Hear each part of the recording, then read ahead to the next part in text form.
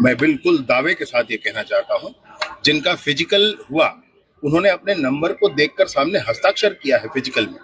फिर return exam हुआ जो ओएमआर शीट पर हुआ, तो ओएमआर शीट पर जो हुआ तो ओएमआर शीट पर उन्होंने जब नंबर लगाया उसका आंसर शीट निकला तो मिलाकर जान गया कि उसको कितना नंबर मिला है। इसके बाद 3 बिंदु और बचते हैं जिसमें किसी को बोनस मिलता है, कोई एनसीसी वाला है या ऐसे कुछ है, वो 3 बिंदु है जिस पर बोनस मिलता है। यही आधार है इसके सिलेक्शन का। किसी को फिजिकल में कितना मिला, फिर रिटर्न में कितना मिला और इसके बाद इसमें कितना मिला। अगर बोनस उसका है तो वो फिजिकल और रिटर्न के बाद बोनस एक अतिरिक्त चीज जुड़ती है। लेकिन इसके बाद भी अगर किसी को बात हुआ है, जो बात एक कह रहे हैं, अगर किसी को परेशानी हो रही है तो 3 दिन आज से ही शुरुआत हुई है।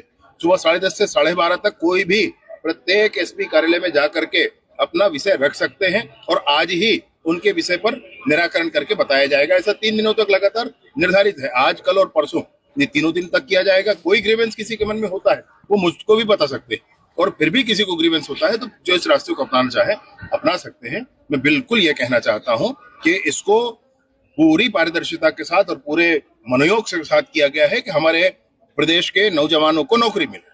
किसी को ये लगता है कि कुछ गड़बड़ी है, इन स्थानों पर जा सकते हैं एसपी कार्यालय में, मैंने आपको बताया या मुझे भी बताया। एक जो विषय आया था नारायणपुर का, उसमें बहुत सारे जो एप्लीकेशन के नंबर थे वो कॉपी पेस्ट हो गए थे, उसको तुरंत दूसरे दिन ही उसी दिन ही उसको संशोधित करके क्लियर कर दिया गया। अभी उसमें किसी का गलत सिलेक्शन का किसी को दिखता है तो जरूर बताएं। एक ही अभ्यर्थी के कई जिलों पे मेरिट लिस्टों पे नाम आया, ये भी हो ही सकता है। आप समझे जरा ने इसके सिलेक्शन की प्रक्रिया को। एक व्यक्ति ने 5 जगह अगर फिजिकल दिया, रिटर्न 1 हुआ, उसके 5 जगह फिजिकल के अलग अलग नंबर है, रिटर्न का उसका जो भी नंबर है 5 जिलों में मिलेगा और जुड़ करके उसका अगर मेरिट लिस्ट में 5 बार आएगा तो 5 बार आएगा ना। आप समझ रहे मेरी बात? ये इस तरीके से बात आएगा। इसमें कहां किसको क्या परेशानी है, फिर भी 3 दिनों रेगुलर एसपी के कार्यालय में बैठकर बात कर सकते हैं। जिसको चाहिए मुझे बता सकते हैं। फिर भी मन में कोई संशय है तो जो मन आए उस रास्ते पर जा सकते हैं। कांग्रेस भी इस मामले में कूद गई है, वो लोग भी आरोप लगा रहे हैं। कांग्रेस कूदे के बसपा कूदे भाई, उससे कोई लेन देन नहीं है। वो अपने कार्यकाल में तो नियुक्ति नहीं करा पाए थे, मेरी बात समझ रहे आप, नियुक्ति नहीं करा पाए थे। और मैं खड़े होकर के पूरी मीडिया के सामने आज बात कह रहा हूं, एक भी गलती कोई मुझे निकाल कर दिखाएगा मैं उस व्यक्ति को दंडित करूंगा जिसने ऐसा किया।